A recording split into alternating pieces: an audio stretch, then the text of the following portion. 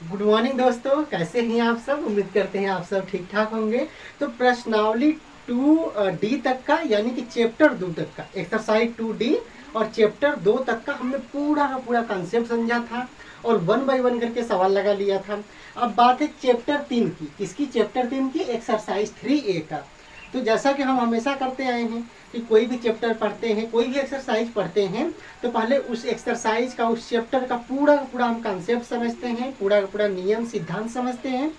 फिर नियम कॉन्सेप्ट समझने के बाद उस चैप्टर का 1 बाय 1 करके सवाल लगा लेते हैं। तो जैसा कि पूर्णांक चैप्टर का नाम ही है, तो बात तो पूर्णांक से शुरू होनी चाहिए थी। तो पूर्णांक के बारे में हम यानी इंटीजर्स, तो उसके बारे में हम क्या करेंगे, एक वीडियो ही पूरा डीप में बनाएंगे। इसके अगले लेक्चर, जो इसके अगला लेक्चर होगा वो पूरा पूर्णांक पर एकदम डीप में लेक्चर होगा। लेकिन पूर्णांक पर बढ़ने से पहले कुछ चीजें समझानी जरूरी है, जैसे कि जोड़ घटाव। अच्छा, आप कहेंगे कि जोड़ घटाव कैसा, तो माइनस प्लस का जोड़ घटाव, ठीक है, योगात्मक प्रतिलोम, निरपेक्ष मान, ये सारी चीजें आज की वीडियो में थोड़ा सा मतलब हायरार्की ऊपर से बता दे रहे हैं। उसके बाद अगली वीडियो में हम पूर्णांक पर चर्चा करेंगे। लेकिन इस वीडियो में हम योगात्मक प्रतिलोम, निरपेक्ष मान, और कोई दो संख्याएं अगर माइनस में है तो कैसे जोड़ेंगे, कोई दो संख्याएं अगर प्लस में है तो कैसे जोड़ेंगे, कोई दो संख्याएं अगर एक माइनस में एक प्लस में है तो कैसे जोड़ेंगे, ये सारी की सारी चीजें समझने वाले हैं, ताकि इस चैप्टर का सवाल जब हम लगाए 3A का तो 1 बाय 1 करके हमें अच्छे से समझ में आ जाए। ठीक है, तो आप देखिए कि अगर हम कहानी शुरू करें जोड़ से ही, किससे, जोड़ से और घटाव से, इन्हीं से कहानी शुरू करते हैं। ये देखना होगा क्या, अमूमन हम जोड़ते हैं, चीजों को जोड़ते हैं कि नहीं। जैसे कोई दो संख्याएं दी होगी और कहेगा कि जोड़िए, तो हम जोड़ देते हैं। कोई दो संख्याएं दी होंगी, कहेगा इसमें से इसमें घटाइए, तो हम घटा देते हैं। लेकिन अगर कभी कभी ऐसा होता है कि देखेंगे किसी संख्या के सामने माइनस लगा होता है, किसी संख्या के सामने प्लस लगा होता है, और किसी संख्या के सामने कुछ भी नहीं लगा होता है। समझ में आया कि नहीं, ये कुछ भी का मतलब नहीं, कुछ भी नहीं लगा होता, ऐसे एकदम सन्नाटा, नील बटा सन्नाटा, कुछ भी नहीं लगा होता है। तो इसका मतलब क्या है, आज ये सारी चीजें आपकी क्लियर हो जाएंगी। ठीक है, देखना होगा क्या दोस्त, समझना। अब थोड़ा सा यहाँ से कॉन्सेप्ट समझना।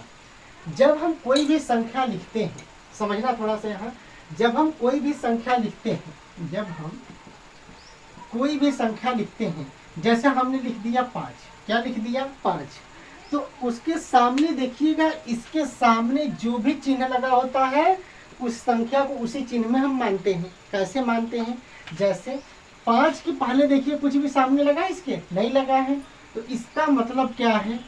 और अगर 5 के सामने ये लगा है तो इसका मतलब क्या है, और 5 के सामने ये लगा है तो इसका मतलब क्या है।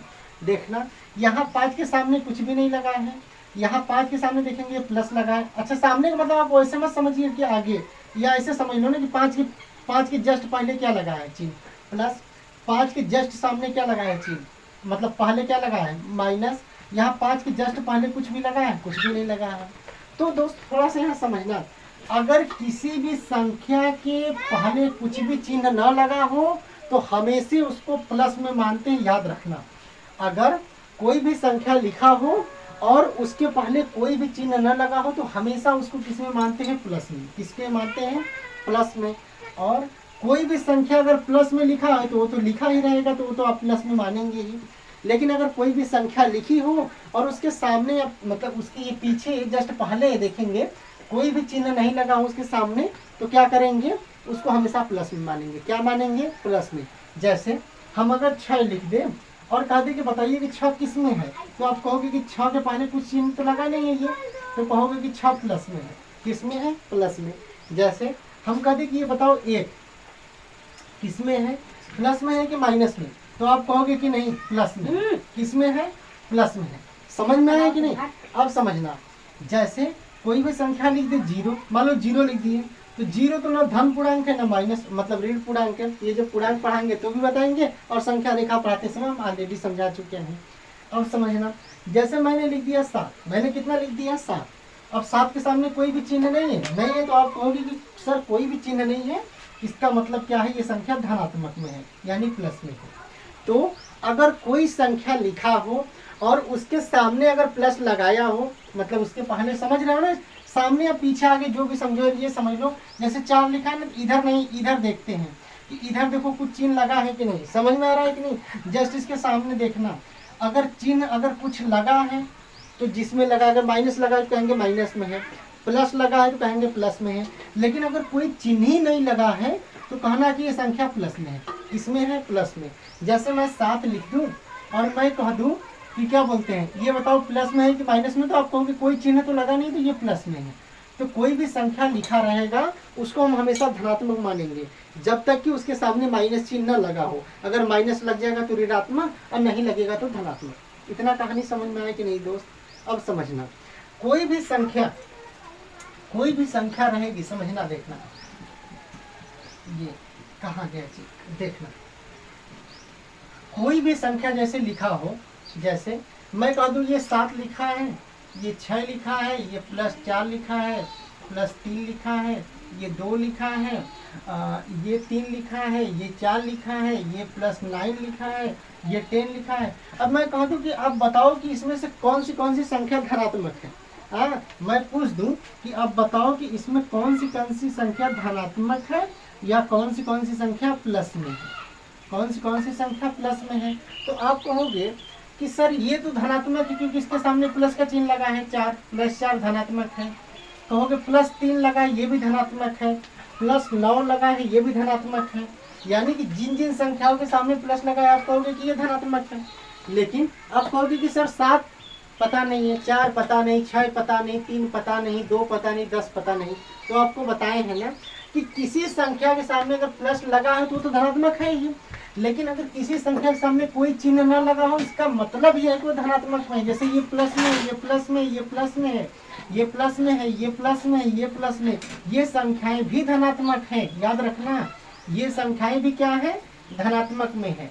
ये सब समझ में है कि नहीं? तो कोई भी संख्या के सामने अगर प्लस लगा हो तो धनात्मक में है और न भी लगा हो तो भी वो धनात्मक में है।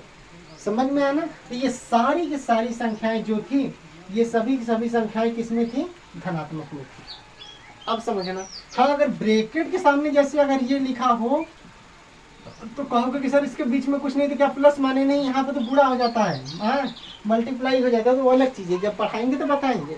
अभी के लिए फिलहाल में बेसिक चीज़ें आप इतना समझो कि अगर किसी संख्या के सामने या किसी अंक के सामने अगर चिन्ह लगा हो अगर प्लस का तो धनात्मक तो होगा ही, आप देखकर बताओगे। और चिन्ह न भी लगा हो तो उसको धनात्मक ही मानते हैं। समझ में आए कि नहीं? हमेशा वो धनात्मक पूर्णांक होगा। अब समझना, अगर कोई संख्या लिखा है अगर वो ऋणात्मक है यानी माइनस में है। अब समझना, अगर कोई संख्या लिखा है और वो ऋणात्मक में है, किसमें है, ऋणात्मक में है यानी माइनस में है, तो उसके सामने माइनस जरूर लगा होगा। याद रखना, कोई भी संख्या है अगर वो चिन्ह मतलब ऋणात्मक में है या माइनस में है तो उसके सामने माइनस चिन्ह जरूर लगा होगा। जैसे मैं कह दूं कि -6, -7, -8, मैं कह दूं -10, मैं कह दूं 12, मैं कह दूं 12, मैं कह दूं 13।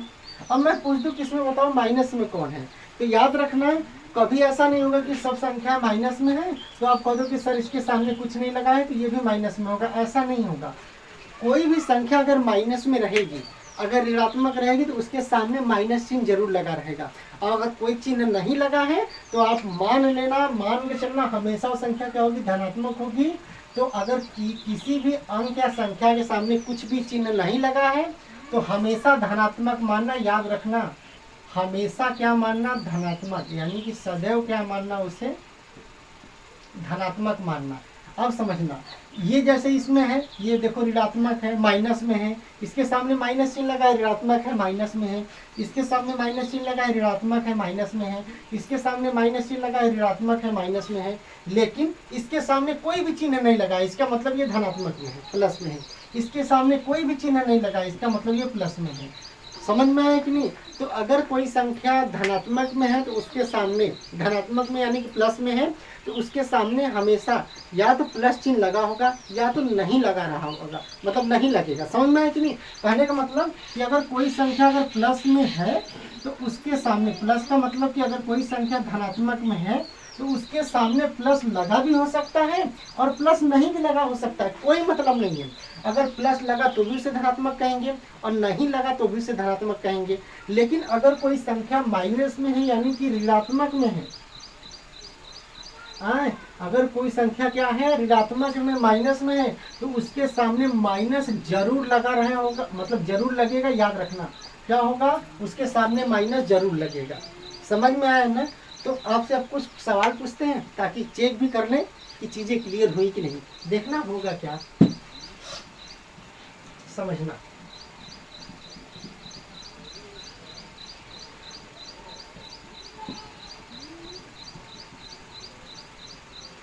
देखो समझना होगा क्या, जैसे मैं कह दूं कि इसमें आपको धनात्मक संख्या, इसमें आपको कह दूं कि धनात्मक संख्या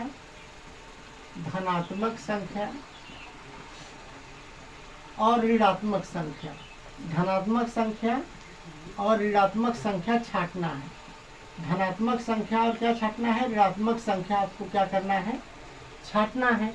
तो भैया धनात्मक संख्या और ऋणात्मक संख्या आपको छांटना है। कुछ संख्याएं मैं लिख दे रहा हूँ, जैसे 734 माइनस 310 प्लस 210 माइनस 730 और क्या लिख दो, माइनस 99 प्लस 44 40 43 माइनस 42, ठीक है, प्लस 42 और माइनस 41 40 तो हो गया है ना, 89 प्लस में 87। ये इतनी संख्या मैंने लिख दी। अब मैं कह रहा हूँ कि इसमें धनात्मक और ऋणात्मक संख्या छांटिए। तो कैसे छाटेंगे, देखिए अगर हम पहले ऋणात्मक संख्या छाटें, पहले क्या छाटें, अगर ऋणात्मक संख्या, तो देखेंगे अगर ऋणात्मक संख्या कोई भी रही, मतलब कोई भी रहेगी ऋणात्मक संख्या यानी माइनस में, तो उसके सामने हमेशा माइनस का चिन्ह लगा होगा, ऋणात्मक में लगा होगा। तो देखना इसके सामने माइनस का चिन्ह लगाने, इसका मतलब ये ऋणात्मक संख्या है। और किसी के सामने चिन्ह लगा, ये देखिए इसके सामने माइनस लगा, ये ऋणात्मक संख्या है। इसके सामने देखिए माइनस लगा, ये ऋणात्मक संख्या है। इसके सामने देखिए माइनस लगा, ये ऋणात्मक संख्या है। इसके सामने देखिए माइनस लगा, ये ऋणात्मक संख्या है। अब समझिए, अब हमको धनात्मक संख्या छांटना है। तो देखिए इसके सामने देखिए प्लस का चिन्ह लगा, ये धनात्मक संख्या है। इसके सामने प्लस का चिन्ह लगा, ये धनात्मक संख्या है। इसके सामने देखिए प्लस का चिन्ह लगा, ये धनात्मक संख्या है। इसके सामने अगर प्लस का चिन्ह लगा, देखिए ये धनात्मक संख्या है। अब अगर धनात्मक संख्या छांटना है तो देखना इसके सामने कुछ भी चिन्ह नहीं लगा है, इसका मतलब ये भी धनात्मक संख्या है। इसके सामने कुछ भी चिन्ह नहीं लगा है, मतलब ये भी धनात्मक संख्या है। इसके सामने कुछ भी चिन्ह नहीं लगा है, इसका मतलब ये भी धनात्मक संख्या है। और इसके सामने कुछ भी चिन्ह नहीं लगा, इसका मतलब ये भी धनात्मक संख्या है। तो अगर कोई संख्या प्लस में है या धनात्मक में है तो उसके सामने प्लस लगा भी हो सकता है और नहीं भी लगा हो सकता है। लेकिन अगर कोई संख्या माइनस में रहेगा या ऋणात्मक में रहेगा तो उसके सामने माइनस जरूर लगेगा। क्या लगेगा, जरूर लगेगा। तो ये था कि माइनस प्लस संख्या आप कैसे पहचानेंगे। क्या था, माइनस प्लस संख्या आप कैसे पहचानेंगे। इसका आप स्क्रीनशॉट लेना ताकि आपको समझने में आसानी रहे। फिर आगे चलते हैं।